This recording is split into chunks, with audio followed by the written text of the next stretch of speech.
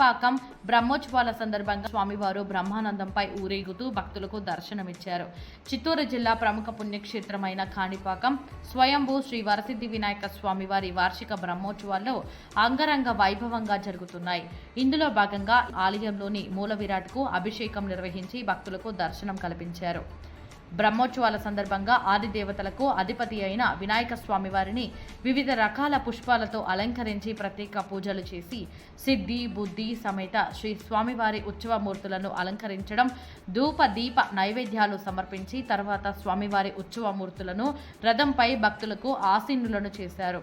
కాణిపాకం దేవస్థానం ఆలయ ఈవో పెంచల కిషోర్, అర్చకులు, వేద పండితులు, భక్తులందరూ ఓం గణేశాయ అంటూ నామస్మరణతో మారుమోగింది. ఆనవాయితీగా స్వామివారి రథాన్ని లాగి ప్రారంభించారు.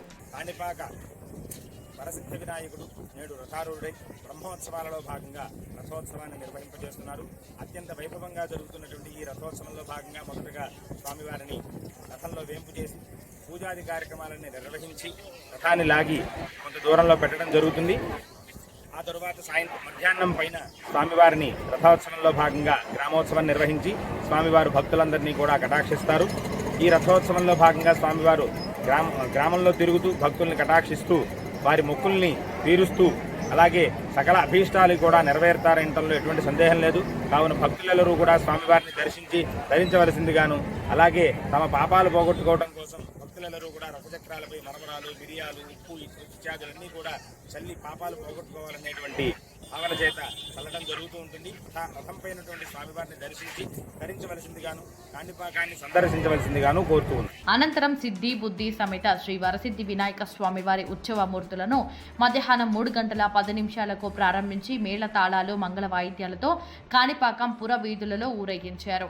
ఈ వాహన సేవకు తెలంగాణ, కర్ణాటక, తమిళనాడు, ఆంధ్రప్రదేశ్ వివిధ రాష్ట్రాల నుంచి భక్తులు వేల సంఖ్యలో వచ్చి స్వామివారి రథాన్ని లాగుతూ జై బోలో గణేష్ మహారాజ్కి జై అంటూ కాణిపాకం మారుమ్రోగింది. ఎటువంటి అవాంఛనీయ సంఘటన జరగకుండా చిత్తూరు జిల్లా ఎస్పీ మణికంఠ చందోలు భారీ పోలీసు బందోబస్తును ఏర్పాటు చేశారు. స్వామివారి వాహనం ముందు శివుడు, పార్వతి, వినాయకుడు వివిధ రకాల వేషధారణలు ప్రత్యేక ఆకర్షణగా నిలిచాయి. ఈ కార్యక్రమంలో ఆలయ పెంచల కిషోర్, అర్చకులు, వేద పండితులు, ఆలయ సిబ్బంది, Chittoor DSP Sainath, west CI Sridhar Naidu, Puthalapattu CI Rammohan, Bangarupalem CI Srinivasulu, Kalluri CI Jayaramaiah, Kanipakam SI Narasimhulu మరియు సిబ్బంది పాల్గొన్నారు. ఈ వాహన సేవకు కాణిపాకం కాకర్లవారిపల్లి చెందిన వారు ఉభయదారులుగా వ్యవహరించారు.